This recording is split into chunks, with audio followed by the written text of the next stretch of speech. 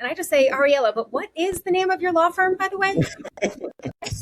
And I just looked at that and I was like, oh, I should just go out on my own. I should just have a law firm and I should just call it Ariella.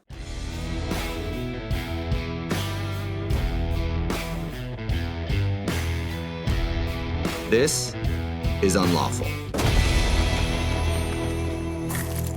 So how'd you get through that jungle? And I'm talking about both the informational one and the comparison one and the lack of knowledge one. You said you were taking these informational interviews, you were talking to people, you were being vulnerable about saying, hey, what do you people think that I could do, right? Yeah. How'd you figure it out? I think to say that saying figure it out is strong. I found a direction. Yeah. Well, you say that. You also have a successful life, a happy life. You're sitting on a beach in Panama, right?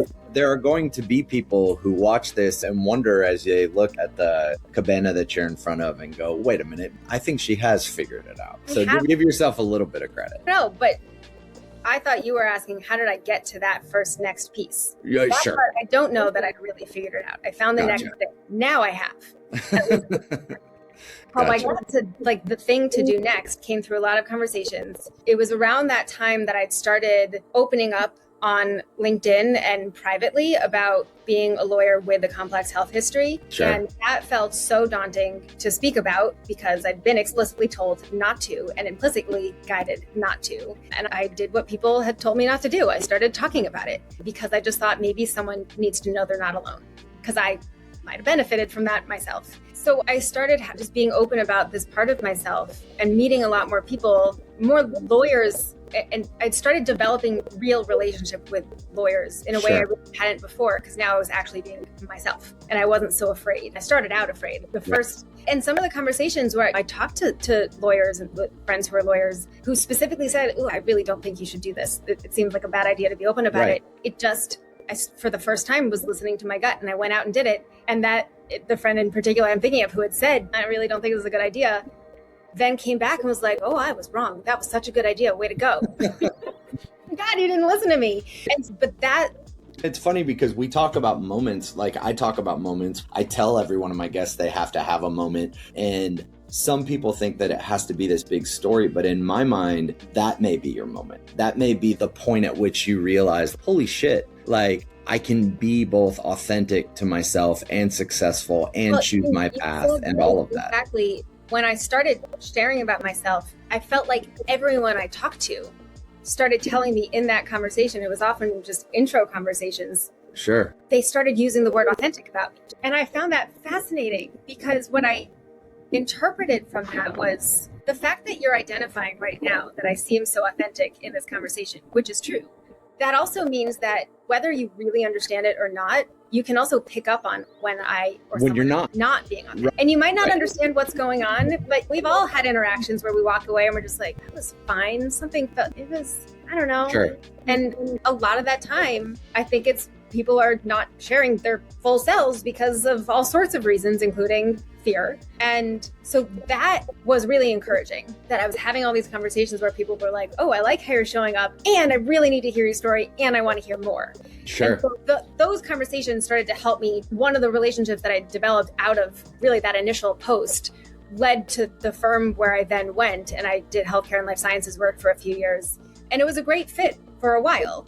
And part of what started to make it not a great fit was I was becoming more in tune with myself and was able to better understand what wasn't working for me and accept that I don't have to make this work for me. There were some parts that were great from the start and continued to be great. There were other parts that, if I'd been honest with myself, weren't great from the start, but I wanted to make it work because I wanted to be able to be in that, for various reasons, I wanted to make that kind of role work.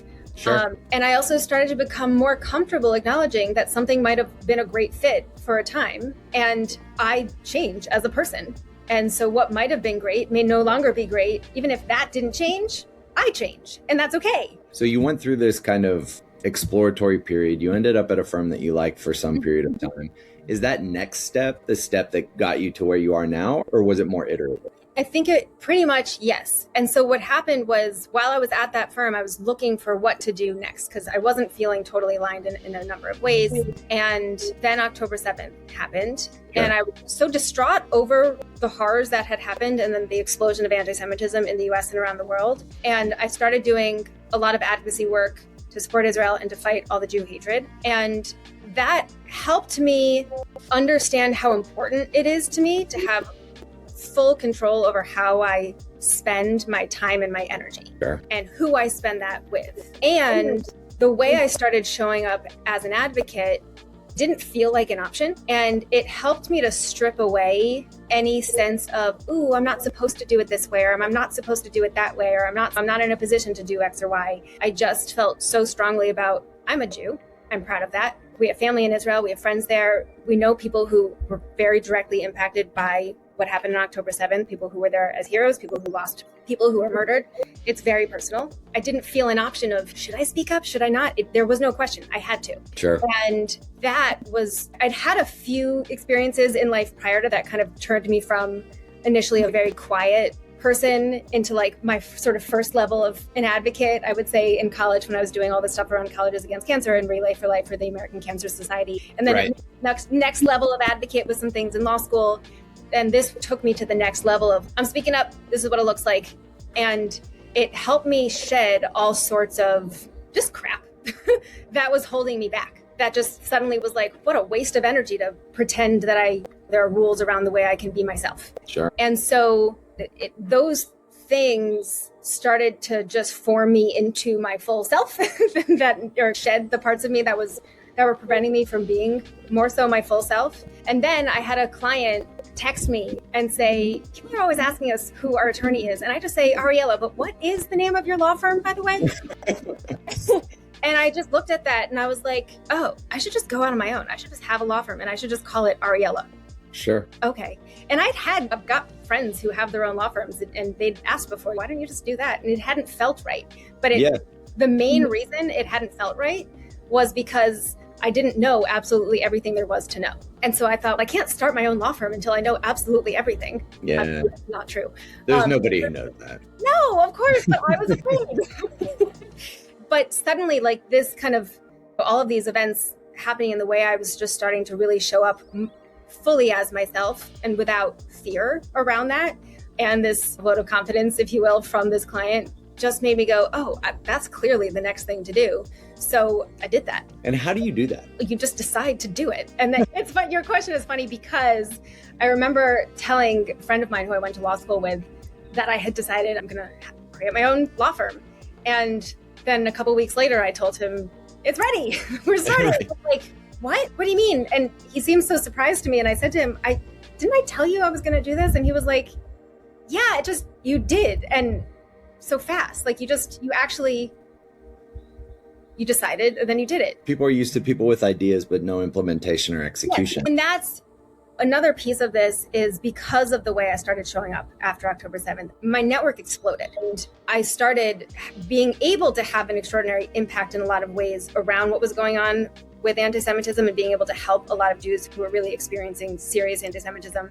And now being able to also help Iranians connect with Jews and Jewish helpers with what's going on now. Sure. And so my network exploded and I started just meeting so many people, having so many conversations.